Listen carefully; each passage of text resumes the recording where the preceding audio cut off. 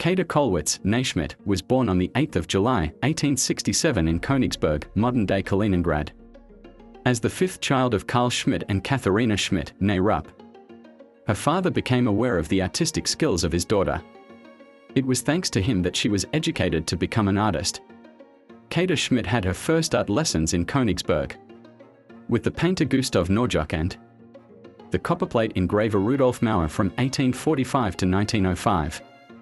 She then got enrolled in the painting class for portrait studies at the Berliner Künstlerinnenschule, Berlin Academy for Women Artists, under the Swiss painter, graphic artist and sculptor Karl Stoffer-Böhm. In Munich, the young artist experienced the breakthrough of naturalistic plein-air painting with depictions of the everyday life of ordinary people. This movement was spearheaded by Max Liebermann and Fritz von Uda.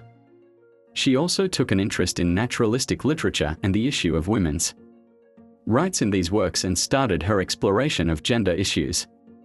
Kollwitz's first important works were two separate series of prints, respectively entitled Weaver's Revolt and Peasants' War.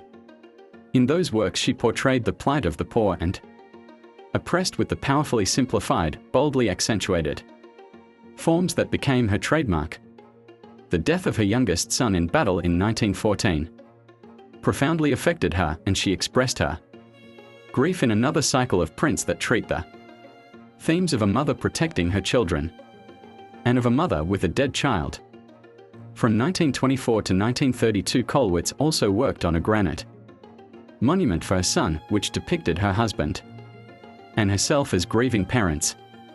In 1932 it was erected as a memorial in a cemetery near Ypres, Belgium. The triumphant proletarian crowds dancing around the guillotine in the Carmagnole 1901 gave way to an equally fervent pacifism, with women as protectors from violence rather than instigators of revolt. Against the backdrop of the 1918 November Revolution, which saw the establishment of the Weimar Republic the following year, Kollwitz turned to the quicker and more expressive medium of lithography for posters that addressed everything from the release of German prisoners of war to food shortages to legalizing abortion. Her most famous, Never Again War, 1924, was reproduced widely in leftist publications, turning her into an icon of socially engaged art. This poster was used in a demonstration in Augustusplatz in Leipzig. The aim of this demonstration was not just to remind people of the horrific events during the bloody war years, but also to speak out against any new wars. This is one of Käthe Kollwitz's internationally most popular and impressive posters. A young man, his left hand placed on his heart, his right hand raised for an oath, appears to shout as his wide-open mouth suggests only these three boldly underlined words: Never Again War. Her increasing fame both in Germany and abroad led to her being the first woman admitted to the Prussian Academy in 1919, but it also resulted in her persecution by the Nazis in the years leading up to World War II. After Hitler became Chancellor in 1933, she was forced to resign from teaching for having signed petitions opposing the Nazi Party. 2 years later, her work was declared degenerate and she was threatened with confinement in a concentration camp. Unlike so many of her peers, however, she never left the country. She lost her husband in 1940 and her grandson on the battlefield 2 years later, and she died in 1945. The terrifying Last Print series by Kollwitz, Death 1934 to 1937, is quietly but defiantly political.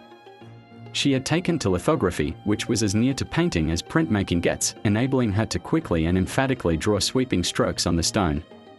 She appears optimistic as Death's hand extends towards her in the last plate, which has the appearance of a self-portrait. She seems to be saying that whatever anxiety there may be about one's own death, it couldn't be worse than the ills of the world she was currently living in.